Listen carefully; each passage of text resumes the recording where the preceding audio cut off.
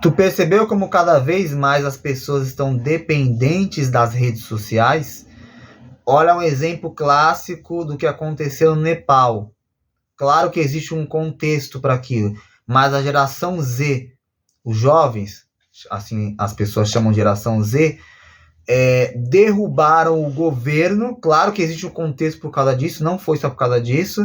Tem muitas coisas ali, mas tiraram as redes sociais, o povo foi pra rua e o pau quebrou. Picaram fogo em tudo. O povo picou a desgraça pra cima. Então, olha isso.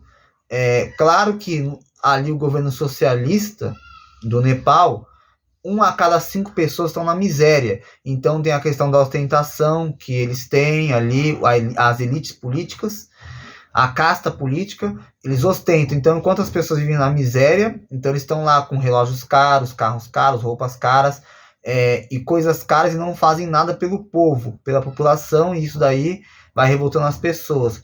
Mas pensa bem, olha só, tiraram as redes sociais, que foi a gota d'água. Só que agora, olha só o que eu vou dizer aqui, que isso também pode refletir no Brasil.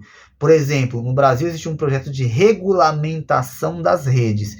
Já houve a questão das fake news, da regulamentação lá, que aprovou a PL das fake news, desde 2019, que é dito que é o marco temporal da internet, que dali para frente as coisas não foram mais as mesmas. Então, o que acontece? Regulamentação de redes é um nome bonito para censura. É igual quando a pessoa fala sobre técnicas aprimoradas de interrogatório. O que é isso, Felipe? É um nome bonito para tortura. Técnicas aprimoradas de interrogatório é um nome bonito para tortura. Porque é feio falar tortura. Então fala dessa forma. Então, para não falar censura, fala regulamentação. Há coisas que devem ser regulamentadas, como por exemplo, pornô. Se a pessoa está viciada na punheta, ele está mal. Por quê? Porque ele ficou vendo pornô. Então, deve ter uma regulamentação para não chegar em crianças e destruí-las. E adultos que já estão destruídas, com a sua mente destruídas, porque é pior do que uma pessoa que usa cocaína. Fica ali, ó, às vezes bate 5 punhetas por dia, sei lá quantas. Tem casos reais. Comente se tu já ouviu dizer sobre isso, se tu tem contato com pessoas sobre isso. Tu acha que não tem? Claro que tem. E pior, e não só homens, tá? Falamos sobre homens, porque sempre muitos miram em homens. Porém, existe também mulheres que estão ali tocando uma também. Elas batem uma também, ou você acha que não? Tu acha que não acontece isso? Claro que acontece, mas é mais divulgado mais para homens. Só que existem mulheres que são viciadas. E a própria mulher que faz o conteúdo, ou o homem também que faz esse tipo de conteúdo, é uma forma de vício. Só que a diferença é que ele é viciado em fazer o conteúdo fazendo isso. E a pessoa que está vendo isso é viciada, consumindo, e está fazendo isso sem gravar. Essa é a diferença, mas isso é real. Então, deve sim haver regulamentação disso, de conteúdos pornográficos, por exemplo, entre outras coisas mais. Mas quando falamos de redes sociais, regulamentação de redes sociais é um bonito para censura. Então, se começa assim, regulamentação de redes, bloqueio parcial das redes, depois bloqueio total. E aí o que acontece? Só que o governo tem uma estratégia. Quando ele vai fazer o bloqueio parcial, ele já está trabalhando em redes alternativas, que é o caso da Rússia e da China, por exemplo. A Rússia e a China, elas têm redes alternativas, como por exemplo, não sei o nome da China, mas na Rússia existe o VK, que é o V-Contact, que significa em contato em russo. V-Contacta em contato, mas abreviou para VK. É como se fosse um Insta, um Face e um WhatsApp, tudo em uma rede social só. Entende? Então, o que vai acontecer? Tô meio gripado hoje. Então, o que vai acontecer? o governo do Nepal, ele bloqueou sem ter uma rede alternativa para esses jovens se comunicarem. E aí o pau quebrou. Mas voltando a essa questão aqui que eu estou querendo dizer, é o seguinte. Na Rússia, por exemplo, a Meta é proibida. A empresa Meta, Facebook, Insta, WhatsApp, tudo proibida. Não pode. Nem o YouTube lá. Para acessar, tu tem que ter um VPN para acessar. Então o que vai acontecer? Pensa no seguinte. Se não tivesse redes alternativas, o povo ia se revoltar. Então criaram-se redes alternativas. Na China, o TikTok não é usado para dancinha, essas coisas. Não, eles nem usam TikTok lá, eles usam uma plataforma semelhante. Não sei se é Doju, acho que chama, ou John Wall, não lembro. Uma coisa assim. Que é para a educação, não é para dancinha e militância como é usado aqui em outros países, mesmo porque o regime lá daquele país nem permite, é outro regime, é outra coisa, não pode fazer certas manifestações e protestos lá, proibido, como por exemplo na Rússia também. Lá eles têm as suas redes sociais alternativas, mas percebe como as pessoas ficaram cada vez mais dependentes das redes sociais. E eu tô pensando aqui, e conforme eu vou pensando, tô falando. Então é o seguinte, a gente vê que, claro que houve a gota d'água, assim como também aqui o país tá mal, tá ruim. Cada vez mais gastos, rombos, impostos aumentando, essas coisas. Aí a censura das redes. Aí pensa, depois tem um bloqueio de redes parcial. Como por exemplo, o que é o bloqueio parcial? Por exemplo, vamos dar um exemplo que primeiro lá a Rússia bloqueou a Meta. Primeiro bloqueou o WhatsApp. Primeiro bloqueou o Face, na verdade. Depois bloqueou o WhatsApp. Aí depois bloqueou o Instagram. Aí toda a Meta ali foi banida. Aí depois foi a vez do YouTube. Se não me falha a memória, acho que há 2 anos atrás o YouTube ele foi tirado. E a Rússia tem o RuTube. No lugar do YouTube tem o RuTube. E no lugar dessas coisas aí existe o VKontakte, que é o VK. Só que eles estão criando agora, acho que já trabalharam, já tem até um WhatsApp alternativo. Ou seja, uma rede lá que eu não lembro o nome agora, mas é roxa a cor da rede, e ela substitui o WhatsApp. Então, não deixou o povo sem contato. Mesmo porque o povo também usa VPN. O povo usa VPN para acessar. Tem várias russas aí que tem Insta, usa VPN. Várias russas que usam YouTube, tudo usa VPN.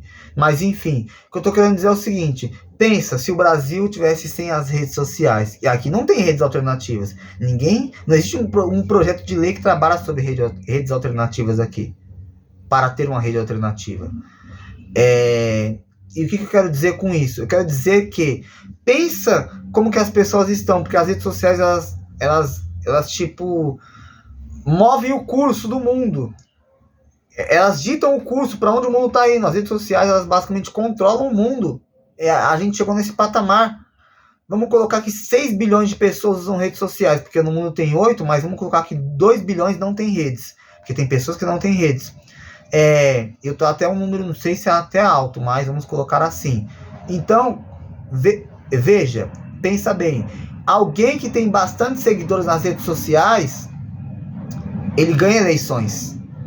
Alguém que tem bastante seguidores em redes sociais, ele consegue vender um produto, consegue fazer um marketing, consegue apresentar uma solução para o mundo, ele consegue levantar uma pauta, ele consegue levantar uma ideologia. Os protestos da direita aqui no Brasil são feitos via rede social.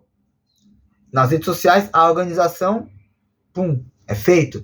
Não estou demonizando e falando, nossa, as redes sociais aqui são ruins. Não é isso que eu estou querendo dizer. Nem deixei a entender isso.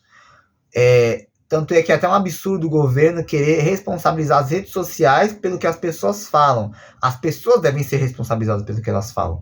Não se pode imputar ou responsabilizar um terceiro pelo ato de alguém. Por exemplo, ninguém pode responder por meus atos, senão eu mesmo.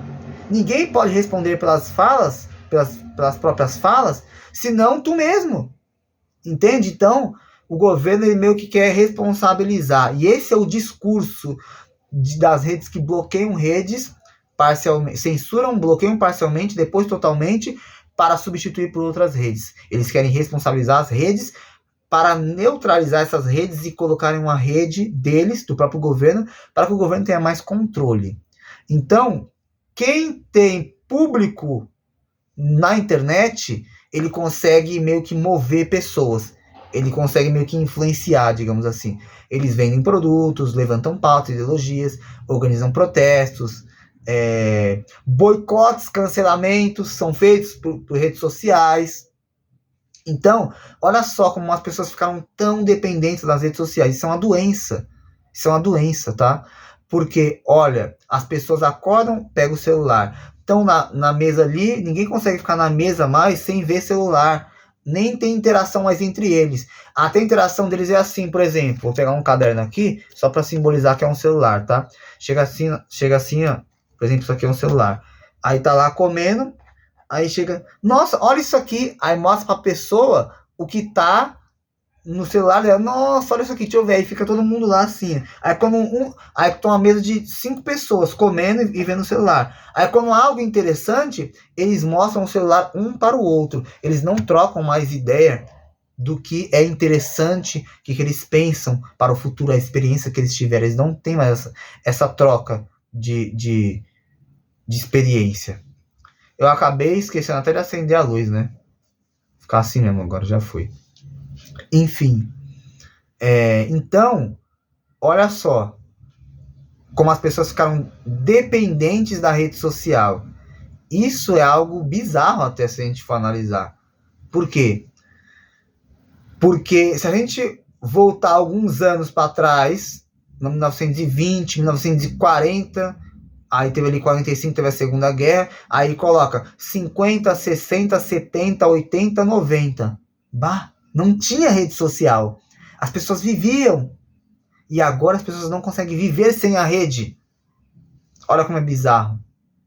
Então, é um ponto a se pensar. Se no Nepal aconteceu isso, por que isso não aconteceu na Rússia e na China? Porque lá o regime é socialista, porém, eles criaram redes sociais alternativas para que as pessoas não fiquem em contato.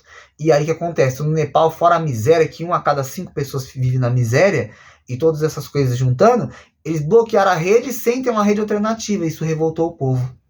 Entendeu? Então, olha só como o Estado ele sabe se articular. Claro que o governo do Nepal não pensou nisso, mas o Estado ele se articula dessa forma. Entende? Então, isso é só para mostrar como cada vez mais as pessoas estão doentes. O que seria do mundo sem as bets, sem o tigrinho, sem a casa de aposta, sem pessoas vendendo suas coisas? Teve pessoas que venderam até o próprio filho, tá? Teve casos de pessoas que venderam o próprio filho para jogar na bet.